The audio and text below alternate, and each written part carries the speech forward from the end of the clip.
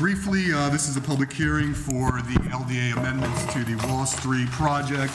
If you can please, when I call your name, come to the podium, state your name and your address, please. And my colleague here, Ms. Melendez, will want to show the crowd you'll have 3 minutes. Please keep your comments up to 3 minutes, and she will be keeping track of that. So let's get this started. The first name on the list is Adam Bovlinski. Bovilski. I'm sorry. I just know him as Adam. They'll ask at the end. I'm mad you said his name.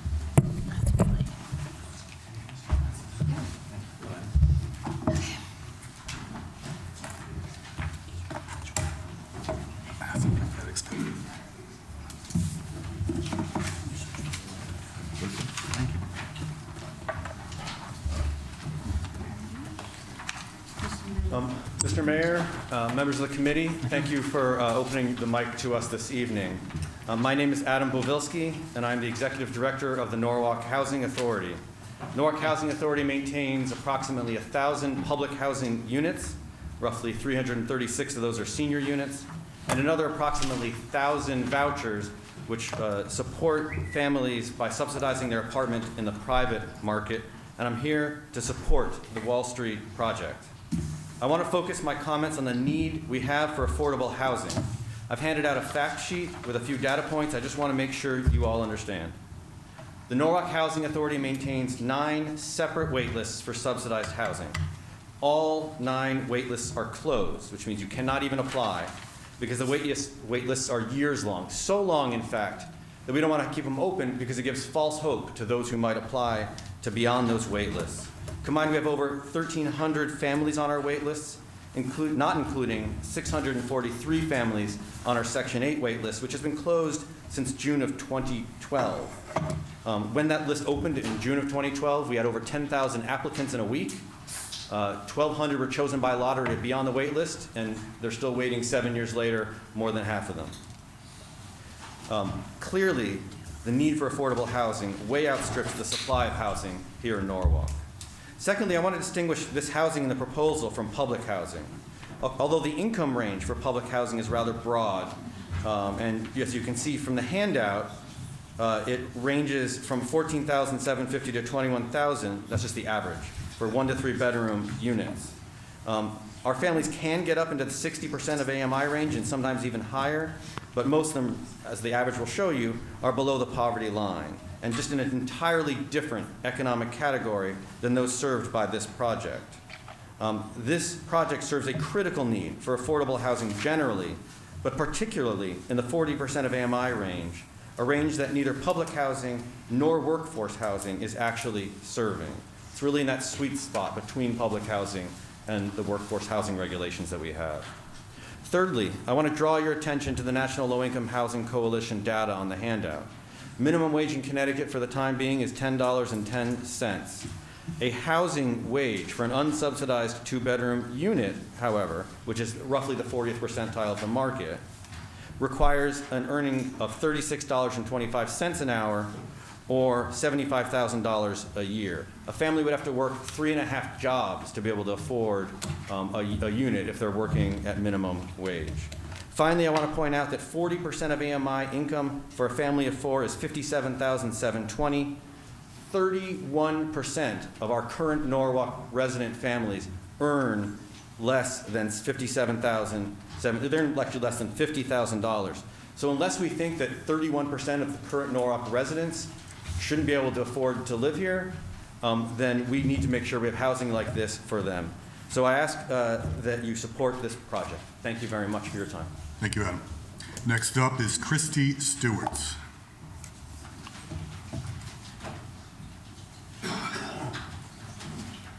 Good evening, Mr. Mayor, members of the council. My name is Christy Stewart. I am the director of Fairfield County Center for Housing Opportunity, which is an initiative that brings together over 45 organizations from both the public and private sectors in Fairfield County to collaborate on a regional response to our housing crisis.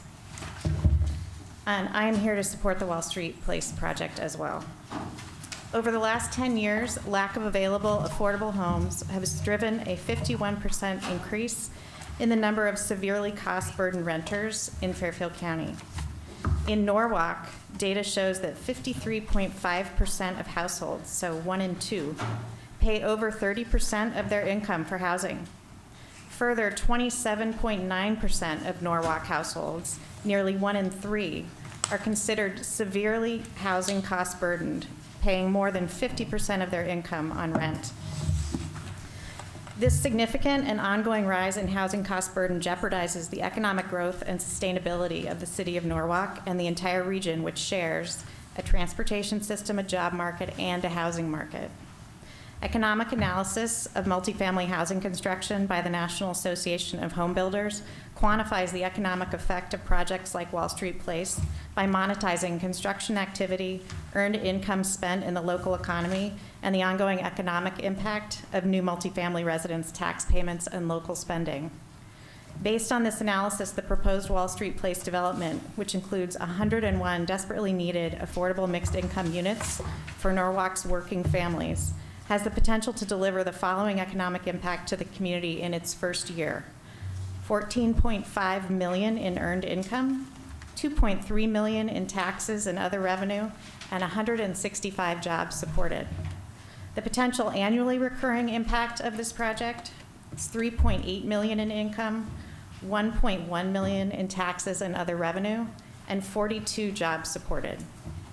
In addition to the initial and recurring economic benefits listed above, the proposed Wall Street Place project will provide the following critically important economic benefits to the city of Norwalk: homes for working Norwalk families at affordable rents, a much-needed addition to the housing inventory necessary to support current anchor employers such as Norwalk Hospital, Norwalk Community College, and the city itself, which all struggle to attract and retain employees that can afford to live in Norwalk, and housing inventory that can attract and support new business development upon which the future of Norwalk's economic growth depends. So I strongly support the proposed Wall Street Place project. I lost my place, which will deliver 100 units of desperately needed high-quality housing that both meets the needs of Norwalk's workforce and drives the economic development and sustainability of the larger Norwalk community. Thank you. Thank you, Ms. Stewart. Next up, Brenda Penn-Williams.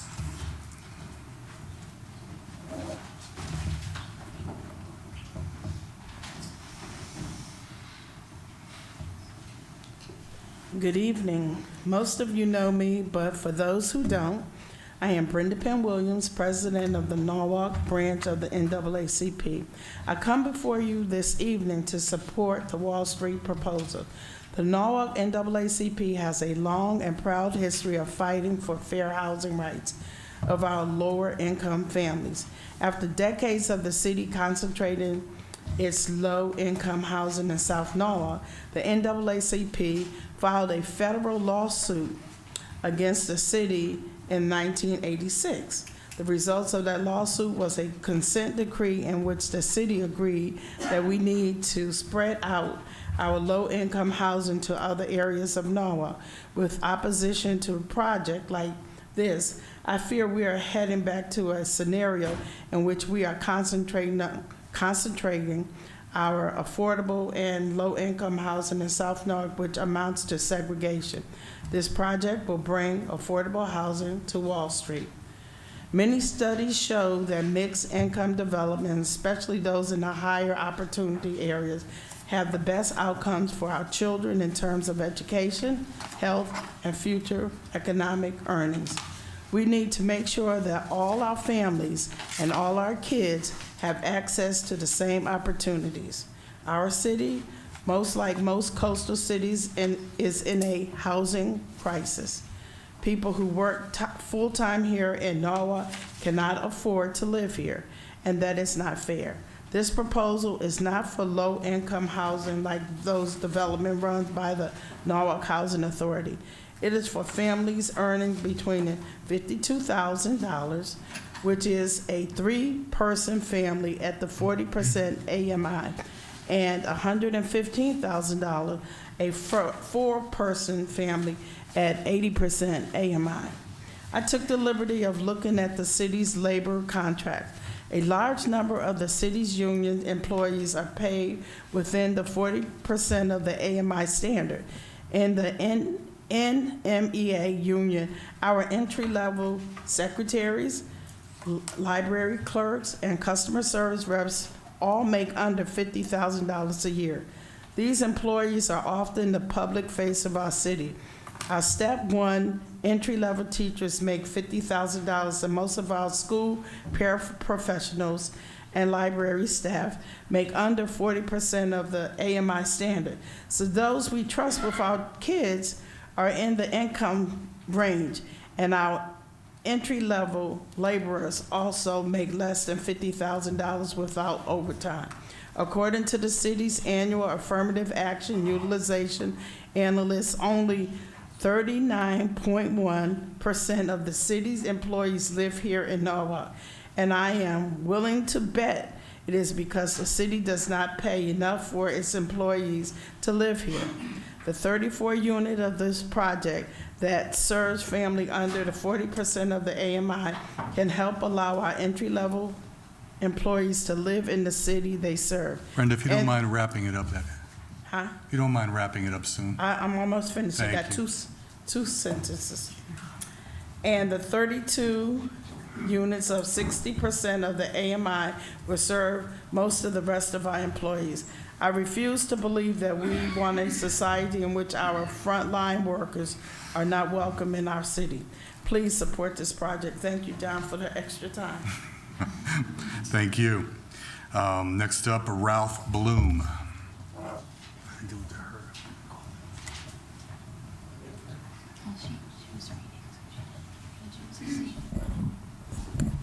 Thank you. As a life resident of this city, I've watched this area of the city change since the 1955 flood. My problem with the building is not its use, it's its design. For a building in a major location, and I do mean major, in the Uptown District, when they published the color photograph of 4 different colored bricks used in its facade, it didn't do anything to increase the importance of the building. No matter how it's used, a designer has got to reconfigure the building.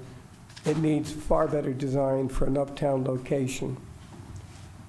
Norwalk does deserve something better than this. Thank you. Thank you, sir. John Romano.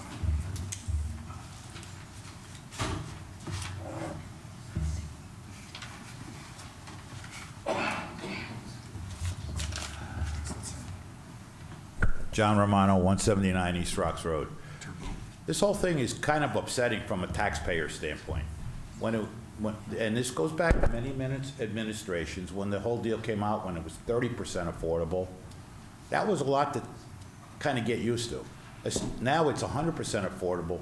That's just too big of a bite. We're not serving our constituents, the tax-paying people, to their best. We heard several people, first speakers, Housing Authority, Fairfield County, something or other, groups that have vested interest, NAACP, in low-income housing. I wish they would go to all the surrounding towns who have 2 and 3% affordable housing and give these speeches of why they should do the right thing and increase their place in the marketplace. Norwalk is up somewhere up to 15% affordable housing, well over the state requirement or ask, and we're up there. We're going through a Wall Street, West Avenue, try to increase business, redevelop these areas, and yet we're building our future low-income housing, our future slums. That to me is ridiculous. I think Citibank at this point should take the hit. They're financed this project under a special arm of their bank, community-oriented giving things, and they're helping to build these kinds of housing. They should just gift it to the city and let the city put it out to the highest bidder that will do what's best for the city. If they're paying capped at $175,000 a year in taxes, from what I understand, for 15 years, the potential for 100 kids in these buildings will cost the city $1.7 million or more. If they're early learning people, it could be $2.5 million. That, to me, from a business standpoint, is a negative loss. how much can you put on the back of the taxpayer is what the bottom line is at the end of the day. I know this is like, you kind of got your minds made up, but, and some of you are leaving the council, may not be running again, but we're all going to have to live with this for many years to come. And architecturally, as Mr. Bloom pointed out, it's not the best scenario to begin with. Thank you. Thank you, Mr. Romano. I hope I'm pronouncing this correctly. Ursula Turbone? That was a good try. Yes? I'm going to change the topic a little bit here. My name is Ursula Catterbone, 294 Oh, I missed Newtown the Avenue. CAT, sorry. That was close. I'm here to speak in support of the proposal to use the Garden Cinema for a fine arts center. I'm on the board of the Carriage House Art Center, Norwalk's community theater. I didn't know we had such a fan base here. This is great. Our delightful Carriage House Theater and more than half a dozen other community theaters in surrounding towns are very well supported by theater patrons. The area also boasts far more than the usual number of professional and amateur actors, directors, and other theater talent who regularly volunteer to work at our community theater.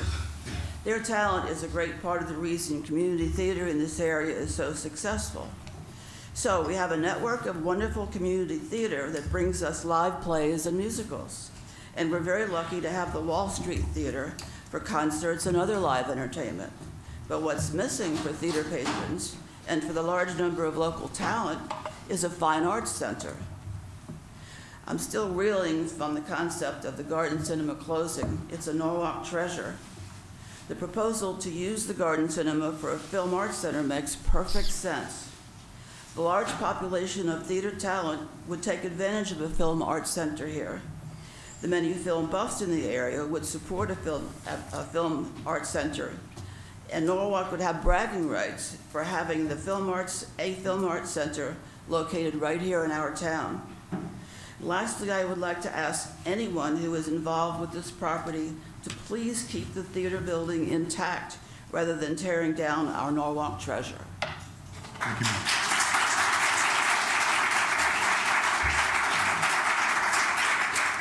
Next up, Peter Fulham.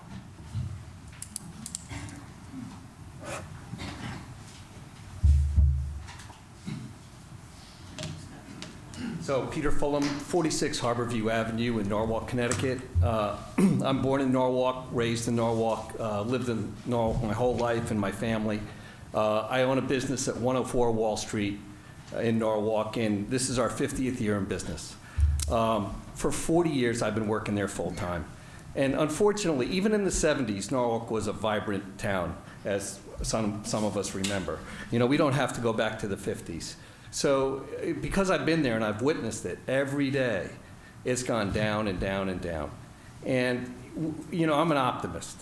I think it's always going to turn around, but it hasn't.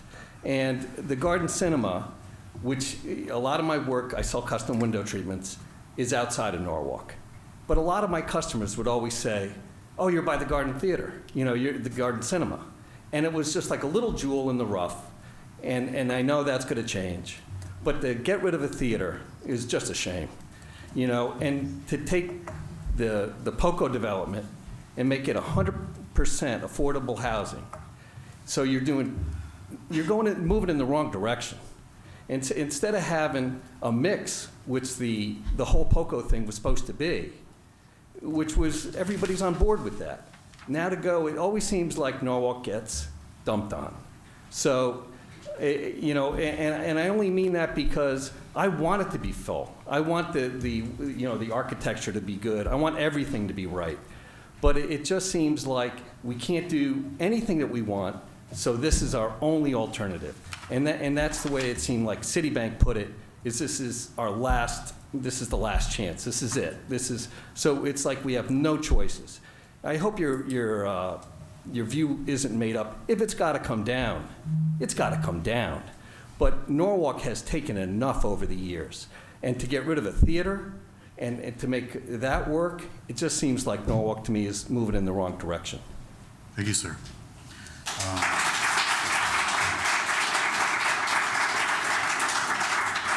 Next up, Lisa Brinton.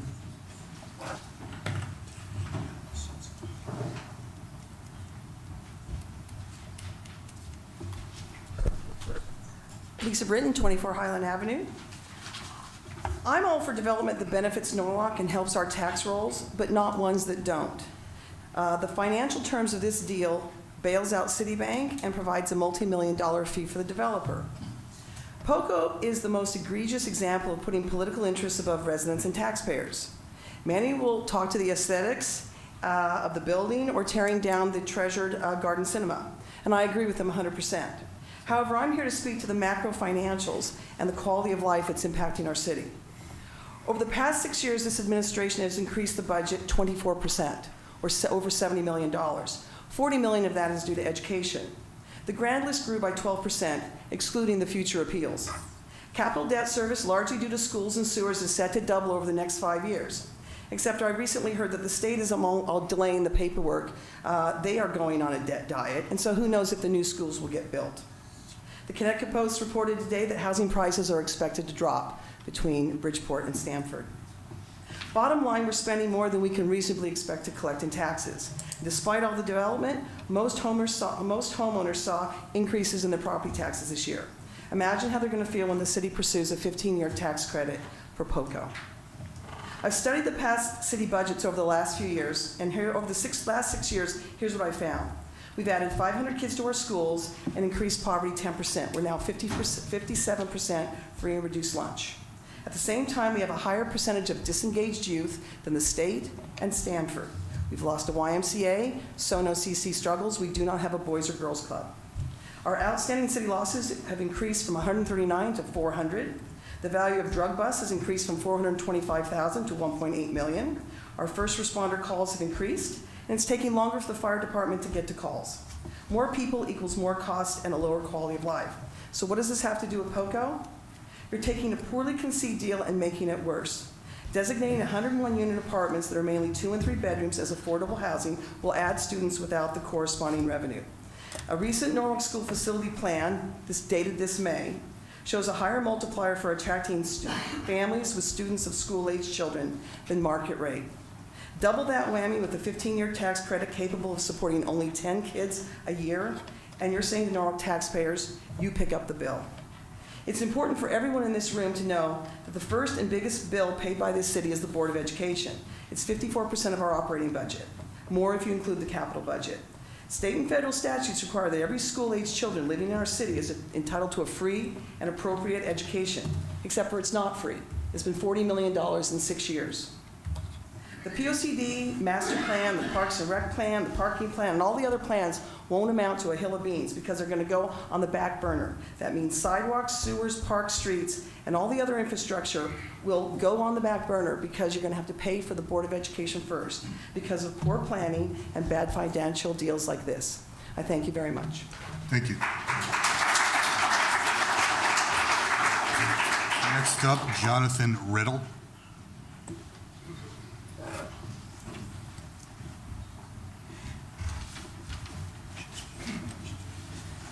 Good evening, Jonathan Riddle, 9 Sheridan Street, Unit B3. I'd just like to say a few quick things about the macroeconomic environment that a project like this affects. Connecticut itself is failing. We're going to become the next New York City. We're losing 260 people a month of families, and we're also losing businesses daily. GE left. Fujifilm just notified the state that they're leaving. How long until data leaves? That's a huge tax base. A tax credit like this on affordable housing, you should be giving that kind of thought into businesses to draw young companies, young professionals. As a young professional, I moved here 3.5 years ago from Westchester because this was pretty much the only affordable area between here and New York City. New York City rent's out of control, Westchester taxes are out of control, and we're headed there next. We're gonna have the homeowners in Norwalk have the taxes that we have in Westchester. So I just want you to pause there and give you guys thought on that aspect. Do we really want to raise taxes to cover this and the social economic costs of education, et cetera? All right, I yield back the rest of my time.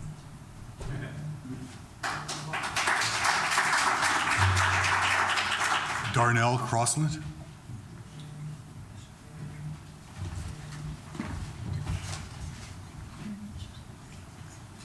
Good evening. Let's start with the things that we all agree on. We all probably agree that you all are volunteers and you give a lot of your time to be here, as many of the other people who serve Norwalk. So for that, I want to thank you for doing what you do, and I'm sure you have a lot of late hours that you put in. In addition to that, I want to thank the committee for having this forum. It's very important that we have these forums. I want to speak to the people on the panel as well as the people in the audience, because their voices need to be heard as well. When we talk about revitalizing Wall Street, it's tempting to trace the problems back to the floods of 1955. In the meantime, businesses have come and gone. The city has made some efforts to create a real downtown out of this hodgepodge of intersecting streets with little success, unless you count the good work of Wall Street business owners such as the gentleman who spoke tonight. Neighborhood association as well. But the public-private partnership with POCO dates back many years, and it just hasn't panned out for the neighborhood. Construction on POCO plan began in 2014. We were promised 101 units, same as the new plan, with about a third at that time designated as affordable housing, affordable units, excuse me. That's not what panned out. Instead, today we have 100% of affordable units. What's the difference to you and for me? For one thing, the market rate units bring in customers who can afford to support, again, business owners such as the gentleman who spoke here today. If you shrink disposable income and you shrink the customer base, for another, you're looking at a plan that's about, for now, you're looking at a plan that's about 90 2- to 3-bedroom apartments. Make no mistake, children are going to be living in those bedrooms, and we have to educate those kids. The tax incentive plan caps out about $175,000 per year, enough for about 10 kids in regular education. This project could have 10 times as many children, maybe more, and the chances they'll all be regular ed are slim to none. Now, I'm all for helping the disadvantaged. I was one myself. But you can't expect Norwalk taxpayers to do all of the heavy lifting while the banks and the developers make millions of dollars. Just makes no sense. In order to get the old POCO project off the ground, the state had to kick in some pretty hefty taxpayer subsidies. POCO received $3.5 million in assistance from the Connecticut Department of Housing. That was our money. They also got $8.8 million in low-income housing tax credits equity and another $4.4 million in funding from the city of Norwalk. Yep, that's our money again. But even with millions of taxpayers' money, they still couldn't get POCO off the ground. So how does moving to 100% affordable make this project even better? Get 30. How much minutes is that? Like 20 now. Okay, thanks. Appreciate it. Well, I can tell you, you and I don't benefit from this plan. In 2014, the newly elected Mayor Harry Willing said of POCO, and I quote, "I consider this project to be the beginning of the rebirth of Wall Street in the area of Norwalk." Well, I'm sorry, Mr. Mayor, but your rebirth was a stillborn. Time to abort that plan and start over. At this time, let's talk to the stakeholders. Let's talk to the business owners, the employees, the customers, and taxpayers. Only then, and with that input, can downtown be truly a rebirth. Thank you. Dave Davidson.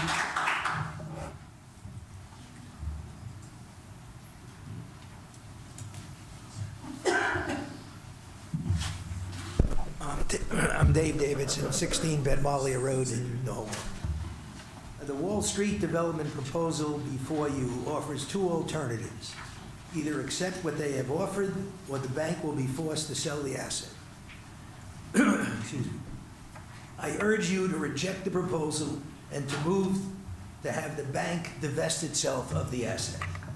The proposal results only in benefits for the bank and the developer, with the bank bailing itself out of its problem and the developer getting a $6 million fee.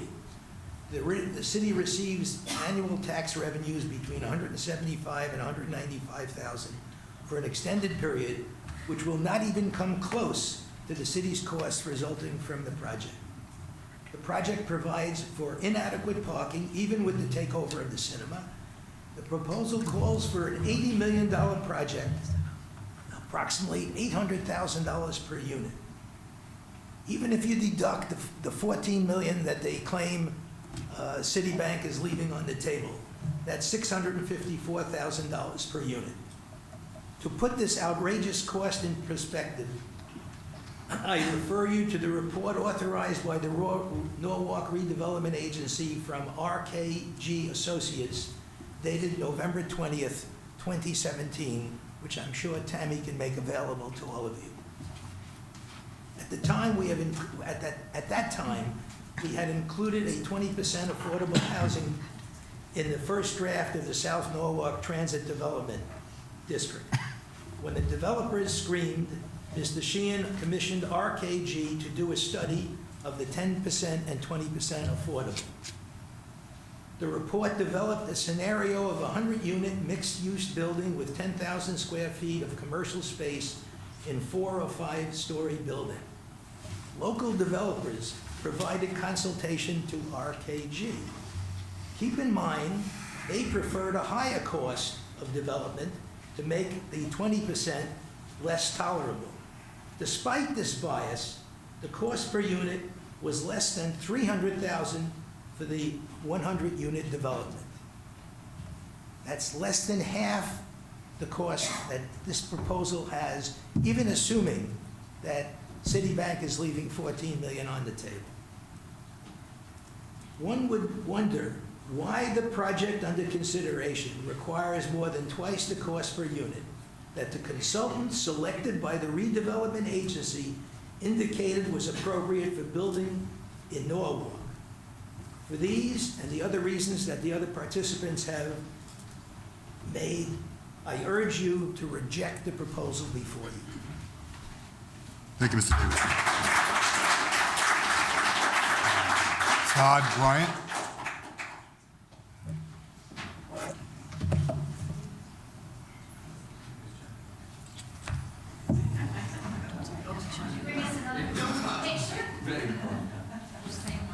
I'm Todd Bryant, 23 Morgan Avenue. I'm the president of the Norwalk Preservation Trust, and I am speaking for them tonight. Thank you for allowing us to speak. You're probably going to get tired of looking at this over time. This project has a lot of challenges, and I'm not going to speak to the ones that everybody else is already speaking to, but I am going to speak to the design. Besides being the president of the Norwalk Preservation Trust, I'm a historic preservation consultant with a master's degree in that discipline. I do multiple tax credit projects all over the state, mostly historic rehabilitation tax credit projects. And so I am here, I understand height and bulk of buildings, and I understand making things work inside historic districts. I do it every day. I just want to share with you once again the rendering for this building that was produced by Bill Krosky's firm, the same firm that is now doing the architecture that was submitted in 2005. This drawing was submitted in 2005 for this rendering. And this I think it goes too far in fake historic buildings. I'm going to say that in front. I think that the actual solution, design solution, no matter who builds it, no matter what its tenant makeup is somewhere in between here. But there's another thing I want you to notice about this design. It doesn't overpower the streetscape. It uses materials and design elements that are common on the street, not a postmodern rendering of them. It would pull the the historic district together. No, it's not a contributing building in the district, but it is in the center of the district. And make no mistake, with the possible exception of the mall, this is the most important building that will be built in Norwalk in our lifetimes. And the entire city will be affected by it for for 100 years, whatever happens. And I just wanted to share with you, also you might notice that there is nothing that overwhelms the streetscape here. I want to show you the second page of this.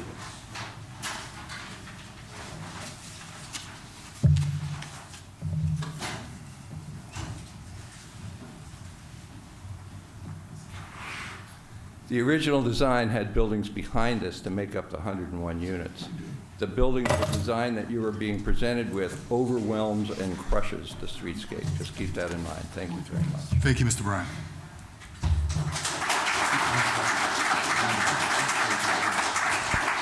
Adolf Niederlin. Mr. Niederlin?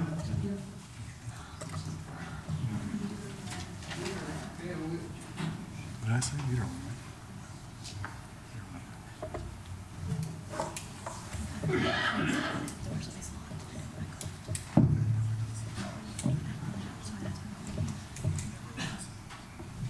right? Adolf Niederlin, 1 Green Hill Road, Norwalk.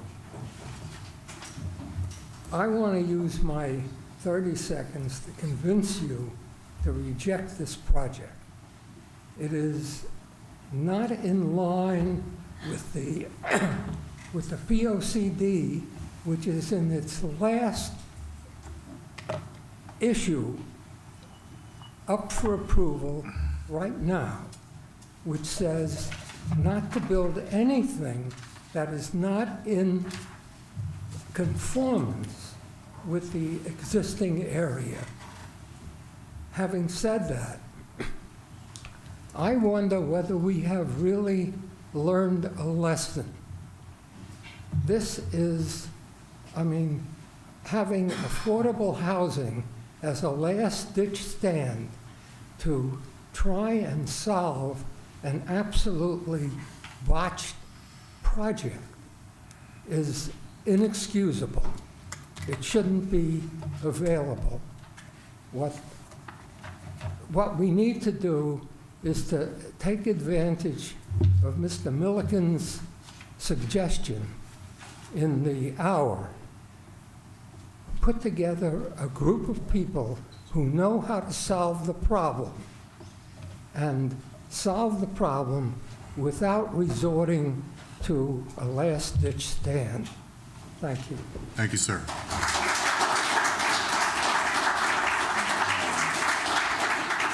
Audrey Kazarin?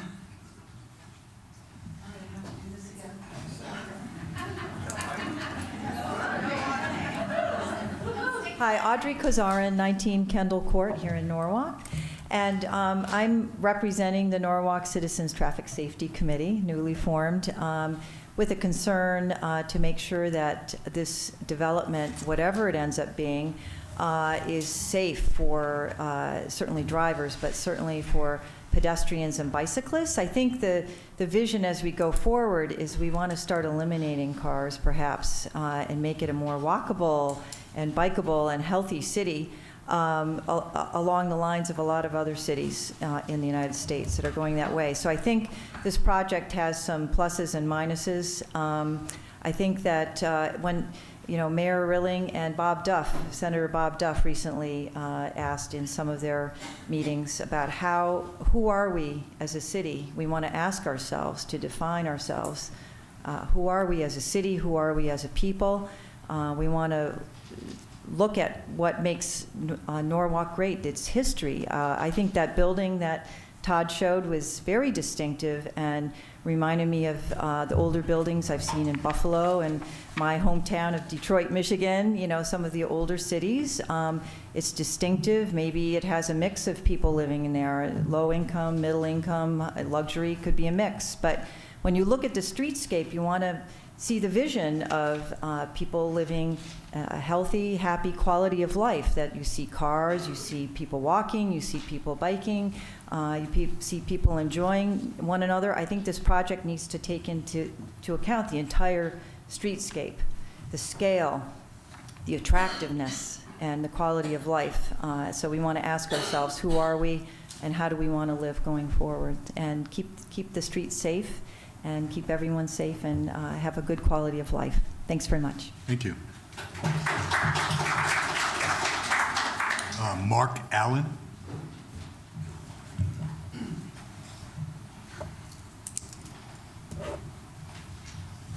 Mark, did you want me to handle that? Oh, that would be great. Thank you. Good evening. I'm Mark Allen. I'm a new resident at 31 Isaac Street in downtown Norwalk. I'm here representing the Wall Street Neighborhood Association, as well as my own business, Factory Underground Studio.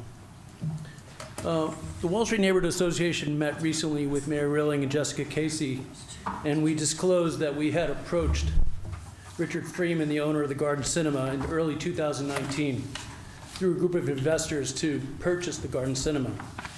And these investors were going to donate the theater to our 501c3, and we would have operated it as a nonprofit community theater. And we were also planning to make capital improvements to the theater congruent with the Norwalk Innovation District. You know, it's a simple fact that we were too late in making an offer. The theater was already under contract to be sold, and we subsequently learned that it was going to be demolished to become parking for Wall Street Place. You know, we all know this. Well, I want to tell you about our basic plan that we had. Our plan was to establish a new Garden Cinema as a Norwalk Film Center, a highly innovative nonprofit community film center offering after-school programs, STEM, STEAM education courses in film production and technology, screening facilities, meeting rooms, and offices. Our vision was to create Norwalk's own Tribeca Film Center in the heart of what is seen by many as the Arts District of Norwalk. We were going to partner with other businesses in downtown Norwalk's growing film community, such as Sono Studios, Factory Underground, as well as other nonprofits such as Wall Street Theater, Carver Foundation for programming and community events. We were going to work with Norwalk Community College to offer off-campus instructional facilities to its film production department. We would have shown student films produced right here in Norwalk, along with independent, culturally diverse films that it shows now, as one of the last remaining independent movie theaters in Fairfield County. I'd like you to consider that Westport, Connecticut lost its own Garden Cinema in 1999, and for the last 7 years has been struggling to build a new community theater. And it's no wonder that we consistently draw people from towns like Westport, as far away as New York City, Stamford, Fairfield, Bridgeport, because we have something in downtown Norwalk that none of them has. These are people that come to our area to see movies they can't see anywhere else. And while they're here, they dine in our restaurants, they drink in our bars, and yes, they pay for parking.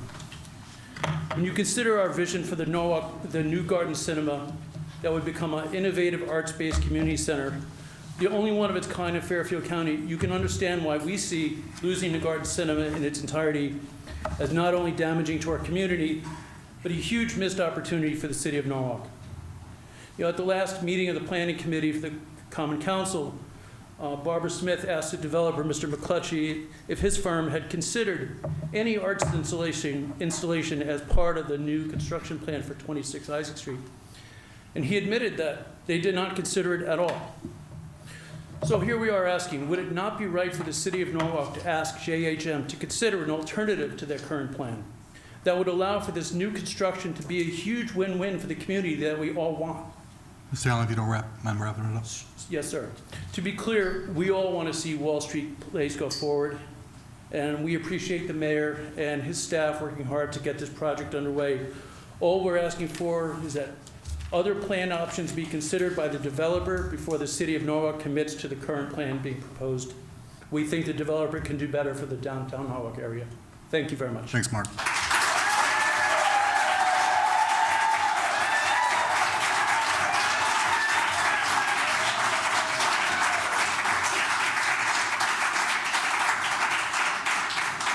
Frank Farricker.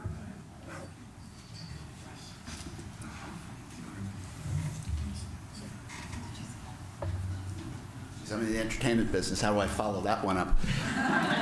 Hi, Frank Farricker. I'm with the Wall Street Theater at 71 Wall Street, and one of 3 abutters to the project, the proposed project. I'm speaking in follow-up to Mark Allen to strongly urge the council to make a commitment to the arts in this project. The Wall Street Theater, through our experience, has shown that we bring hundreds, if not thousands, of people to Wall Street on a regular basis. We are by far the largest draw to Wall Street, and we think very important to our success, but right there with us is the Garden Cinema. The Garden Cinema is as old as the Wall Street Theater, and there has been an opportunity for an arts center where we are on Wall Street right now. The city has even spent money in the past to put up signs, determining it to be an arts district.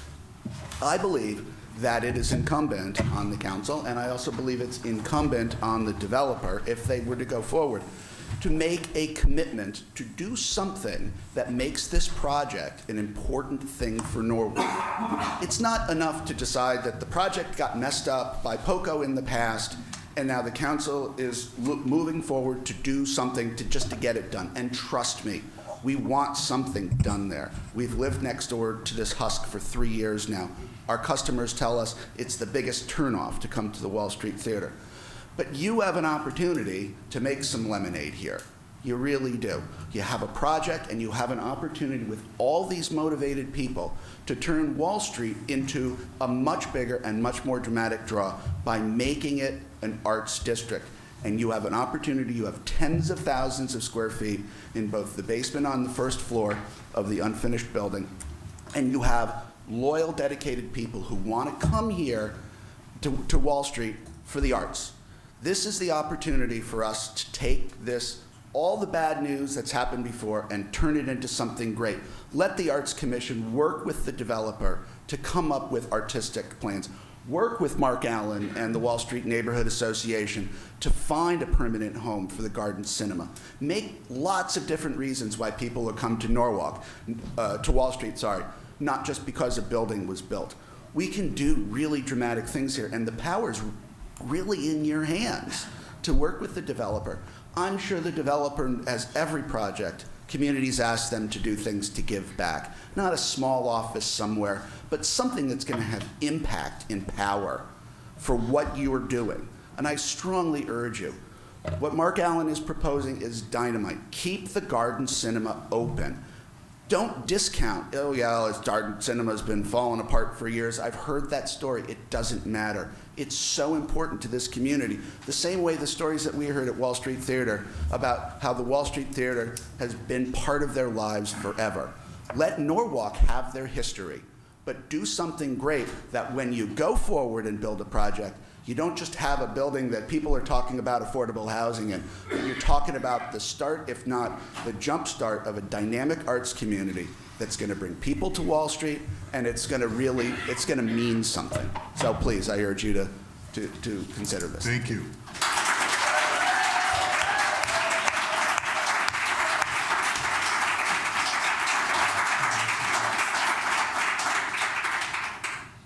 Deborah Goldstein. Well, you have my name. I live on Osborne Avenue. I'm a member of the Transit-Oriented Development Oversight Committee over in East Norwalk, and I mention it only because I see a trend here in Norwalk that's a little bit disturbing, both on the Oversight Committee when the experts got involved, the POCD committee that the experts get involved, and now this deal that was cooked up outside of the public view. Norwalk is chasing an old trend with what's going on. And all the experts, when they look at Norwalk, have the same analysis no matter where it is and what it is. Nothing's financially feasible except dense housing. We call it mixed use, throw in through a few square feet of retail, but it's housing, housing, housing everywhere. I don't see any proposals that are going to bring or secure jobs for the people that want to live here. We've got 60-something% leaves here every day to go to jobs and 60% that come here. It doesn't make any sense. The cinema, I agree with everybody. I noticed on this plan last week at the meeting that there's an intent for basically the Isaac Street side to be a blank wall. Yes, they're going to put architectural elements to make it look like it's not a blank wall. There's an opportunity for us to do something creative with that side of the building and help it actually do what everybody really wants to help Wall Street do, which is activate the community. If you put a theater on that side, it encourages people to walk around and go down to the theater, and they bypass all those other things in Wall Street and activate the street. One thing would possibly be moving the cinema, the Garden Cinema in there. Another opportunity would be to do something called a liner building. And you may have seen these if you've gone down on like Houston Street in Manhattan or in other places. Those little shallow buildings with the storefronts, they're just little slotted in, and maybe people are selling sunglasses and perfume out of them, but they are opportunities for single proprietor businesses to run. Now imagine the whole blank wall instead activated with stuff like that, and it populated with artists doing portraits or individual workstations where somebody could set up, plug in, and connect to Wi-Fi and start their own business, or little musicians and so on. All right, I'm getting time already, so I'm going to move on. Most importantly, we've heard from McClutchy about what this plan is supposed to look like. We haven't heard from you about what you're doing about the old LDA and improving the new LDA. I haven't heard word one about fixing some of the deficiencies that helped POCO become the disaster it was. Things like having benchmarks with consequences, or fixing the definition that allowed Ken Olson to say he started construction because he filed a demolition permit, and you guys had to go and acknowledge that and keep the thing alive. You've got to go through this thing and ask the what-if questions. You have to make sure that whatever comes out of this plan, and I hope you push them for something better, that you safeguard the city's interests if something goes wrong. Thank you very much. Thank you. Donna Smirniotopoulos.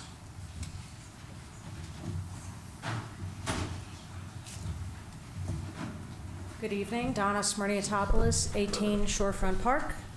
I'm not sure if you all have seen season 3 of Stranger Things. Fair warning, this is a spoiler alert.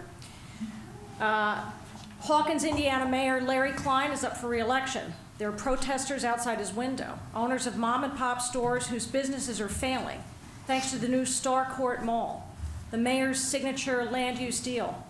The mayor doesn't like the sounds of protests. He asks the police chief to disperse the crowd because guess what? They don't have a permit.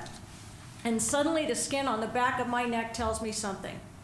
You don't have to be a sleuth like Nancy or a nerd like Dustin to unravel this mystery.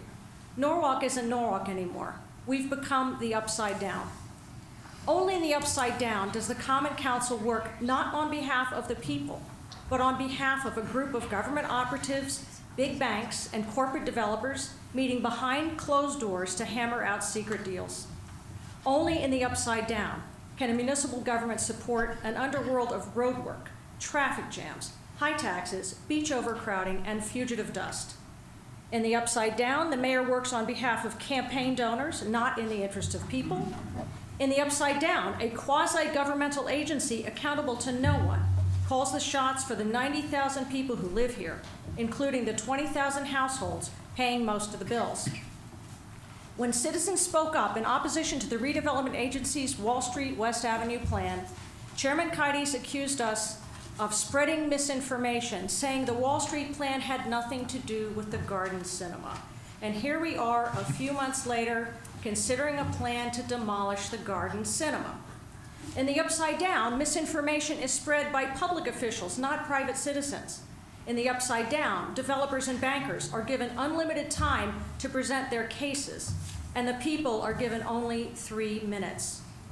Only in the Upside Down does low-income housing cost $800,000 per unit to build. Only in the Upside Down does a city give away a parking lot for $1 so that one day a bank and a developer can demolish a cherished art house cinema to do, guess what? Put up a parking lot. How do we escape the upside down? We can begin here tonight in this room if the planning committee votes against advancing this plan to the full council. We can take back our town if the Common Council insists on going back to the drawing board and meeting with real stakeholders, not connected developers, to come up with a plan that respects the historic character of the neighborhood. But when we can't even get a straight answer from a single council person on an agenda item, will you vote tonight? Or will the chairman advance without a vote? Well, the future looks pretty damn hopeless. Thank you.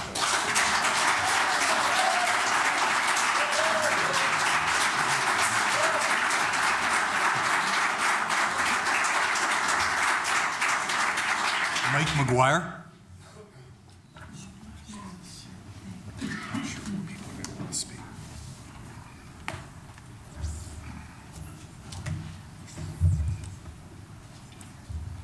Michael McGuire, 64 Wall Street, and also speaking as a member of the Wall Street Neighborhood Association. It's an interesting thing that we're all here tonight, and you have to ask yourself, why do you guys have no alternatives to look at? Do you know why? Because you weren't given any, because they never did any analysis to give you the alternatives to look at. I don't know why that was. We started the Wall Street Neighborhood Association based on this issue. We started because there's no seat at the table for us. We asked for a seat at the table. I'm the guy who groups like Citibank come to say do the valuation. In fact, I did all the valuation work for the POCO project. So I know quite a bit about it. And I'm looking at this new one, and it just doesn't make sense. So be that as it may, something tells me that irregardless of what we all do, we're going to get stuck with this project. And that's just kind of the way it is, because our process is broken, and maybe this will lead to something good that we fix our process. But here's what we have. We have a project that it'll work, but it's a C-, maybe a D+ as is, because you never involved the community. And now we're getting involved. But here's what I'd like to recommend. With what Frank and Mark spoke about are really tremendous ideas. We can take this, call it a C-, and we can make it a B-, maybe a B. And that's not hard to do. But you guys are going to have to want to do that to step up and say, we really need to do this for the community. Ideas would be like, for instance, if they took down the Garden Cinema, put it inside the first floor level or the lower level of the existing structure. That could be done, and put another layer of parking up there if you need to. Because obviously you guys are going to amend the LDA, you're going to amend zoning, you're probably going to create spot zoning. So if you're going to do all that stuff, let's go a little further and at least put some lipstick on this pig. Other ideas would be expanding the retail, obviously, as Deborah mentioned, expanding retail along Isaac Street. Clearly the facade. I mean, that's so important. You could just see the difference between this one and what Todd put together. It's just an amazing difference. Other things, if you really want to spark and revitalize Wall Street, build a train station. But, I agree with most people. Running short of time here, but last couple thoughts. This is an $80 million project. The first one was a $50-ish million project. There's a $30 million gap there. Citibank, quote unquote, is losing $13 million, or call it $14 million. Well, there's another $16 million that are available there. This is an absurd, I do valuations on projects like this all the time. This is an absurd amount of money relative to the construction of just a standard apartment building. You guys should think about that. Thank you.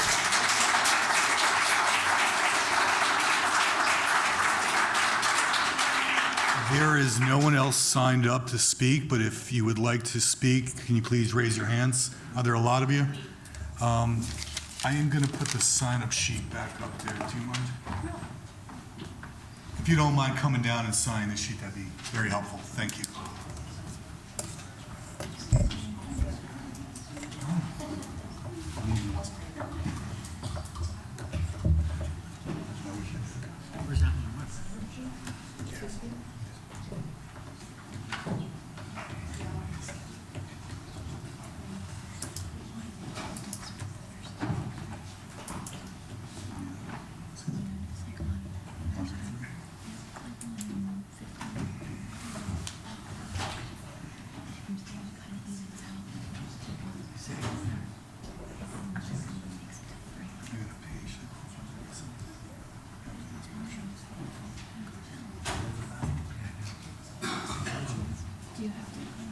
This would be the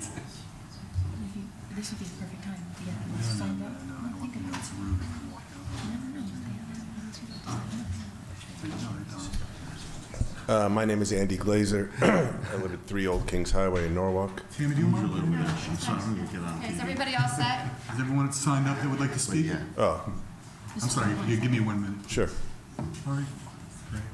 Anybody else? Richard? Okay, thanks, John. You're welcome. Hey, Rich.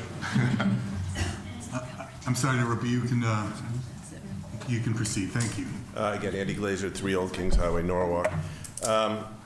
First, fascinating to listen to a lot of these people speak. A lot of really good ideas, a lot of interesting ideas, a lot of possibilities.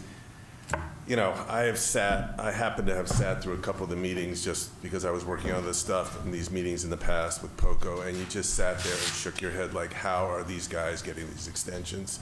And it was kicking the can, and then to see the end result is obviously beyond frustrating. The Wall Street that I grew up on, my dad grew up on, Greenberg's, Norwalk Stationers, all the places there. And, you know, when I try and develop the projects, I take into account what's around me, the context. You know, there is stuff there. How do you rebuild a downtown, okay? Towns like Greenwich and Westport are dealing with it, but they're dealing on the other end because they made their bets on high retailers. Norwalk needs to do it on people. We can debate the affordable, and my feeling is people make it downtown, businesses move into downtowns to support the people. Mom and pop, the old school way builds it. The garden is a mom and pop, it's an arts. You need to have people there. The Avalon project failed because it deposited people on the inside, not the outside. I do think you need, for lack of better words, market rate citizens to attract the type of businesses that will pay proper rents, invest in the proper facades and spaces that are clearly not there today. The biggest thing is, and Todd's right, or whoever else said, this is a key project to Wall Street. This goes bad, that facade that's there, you're cementing the street. You're ruining it for good. And you got a shot here, but it has to be the key. And I think the commission has to strongly stop for a minute, with all due respect to the developer, I'm a developer, and say, okay, we need to figure out what works best for this community and this neighborhood and this street that is and was the strongest part of Norwalk. Thank you. Thank you.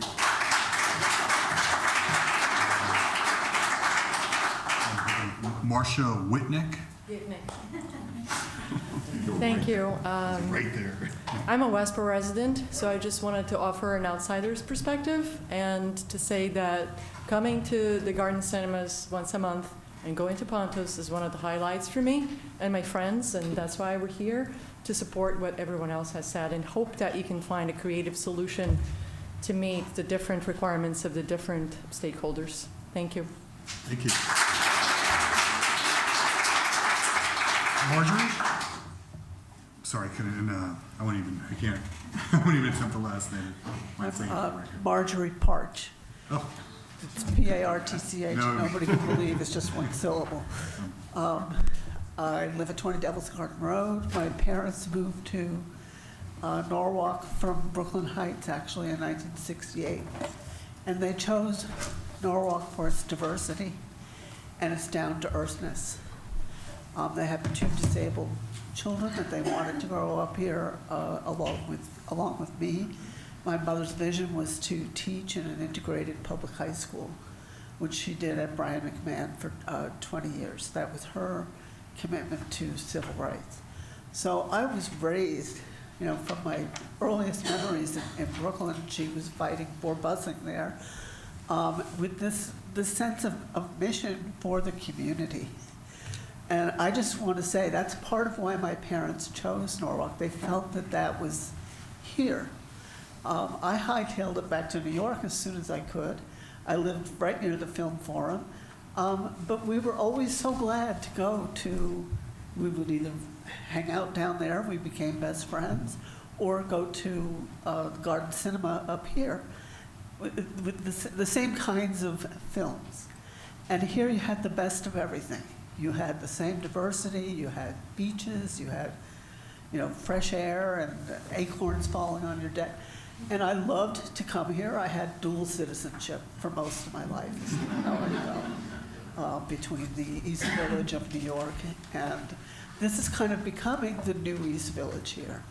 In New York, I watched a lot of phases of what I called gentrification. And it was always the most successful when there was planned diversity. It was the most successful economically and on every front. And that included housing for artists. These are not, we're not talking about low-income housing here, $50,000. That's so that the teachers and librarians and artists can live in the community that they work in. I think with all the other development going on, I think we can leave some space for that here in Norwalk. And it's part of what, as Gertrude Stein said about Oakland, there's no there, because it's all just the same. Anything that makes Norwalk unique, tongue twister, is precious, because it brings people from Westport. I go to the Unitarian Church in Westport, and I know I saw people lamenting the loss of the Garden Cinema. A parking garage could be built around it or on top of it. If people just take the time, and I think that all the voices involved, including the Wall Street Association, Neighborhood Association, have to be invited to the table so that the best ideas can come out of the situation. It can be a creative challenge instead of just, are we just really left with two choices? Do this or nothing? I don't think so. As people said, we can make a lot of really good lemonade here. So, thank you. Thank you. Sammy Lingelis. Hi, thank you. I'd like to thank the Planning Committee of the Common Council for their time in listening to the residents. I'll be brief. I would ask that you reject the proposal. I think that Norwalk can do a lot better. We can have multiple levels of housing down there if we reactivate the streetscape, not just with this one building, but with the whole area. We've been waiting for a long time. The Tieback Temple has been ugly for many years, but it can be ugly for another year to get it right, because it's going to last well into the future. So I think there are a lot of good ideas. We have a lot of really creative residents in our community who really care about this, and to just let one corporation come in and kind of change it permanently in not a particularly aesthetically pleasing way, I think we can do better. And thank you again. Thank you.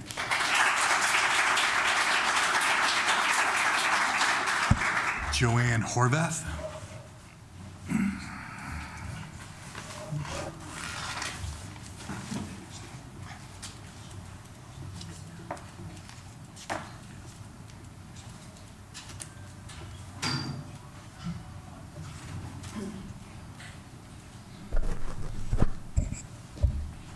My name is Joanne Horvath, and I live at 1 Cobbler's Lane. I've been a resident of Norwalk since 1974, and am very familiar with the changes that have taken place over the years in the downtown Wall Street area. The following is my opinion about Phase 1 of the POCO Partners development under discussion tonight. First of all, I think that the entire structure should be demolished and the whole process started over again with another new developer. The height of the current structure is much too high with regard to the surrounding buildings on both sides of the street and is totally out of place in this area. It reminds me too much of the building at 200 Connecticut Avenue, which to me is not appropriate for the area. The architecture of the present POCO building does not blend in with the rest of the current structures on Wall Street. Also, this present proposal by a new developer, Citibank, the City of Norwalk, and the redevelopment agency does not have adequate parking for the number of residential units in this building. I don't understand why our planning and zoning commissions do not have an architectural review board. I am sure that this type of board would be a real asset to our city as it is in surrounding towns. So please, members of the Planning Committee of the Common Council, vote against this issue being discussed tonight and make the right decision for our downtown, which the residents of Norwalk and the neighboring businesses can be proud of. Thank you.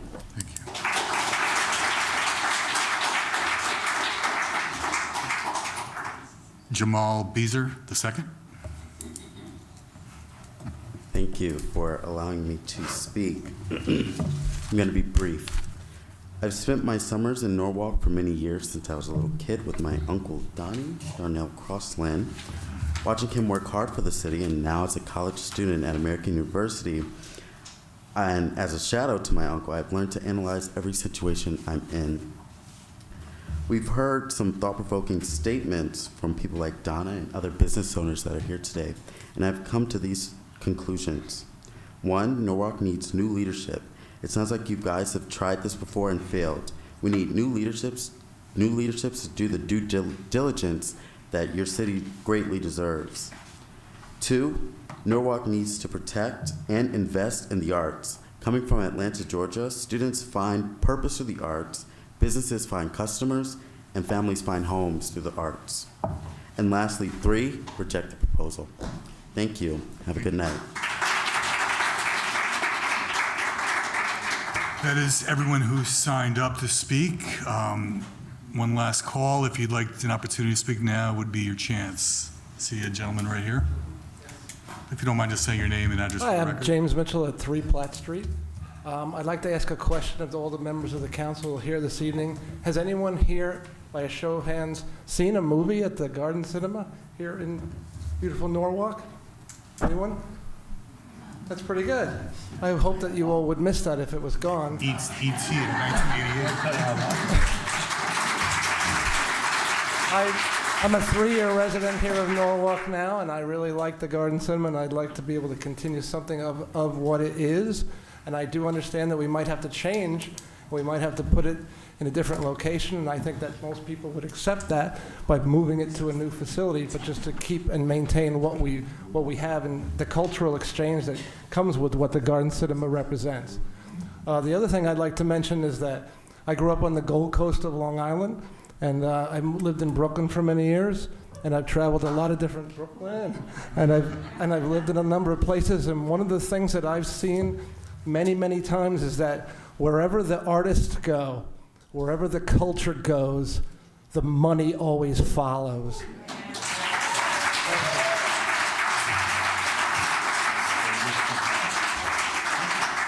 Seeing that there is no one else that would like to speak, I will now close the public hearing. And just for some older folks, I'm going to call for a 5-minute recess to allow some folks to use the restroom if they so choose. Thank you all for coming out. Me.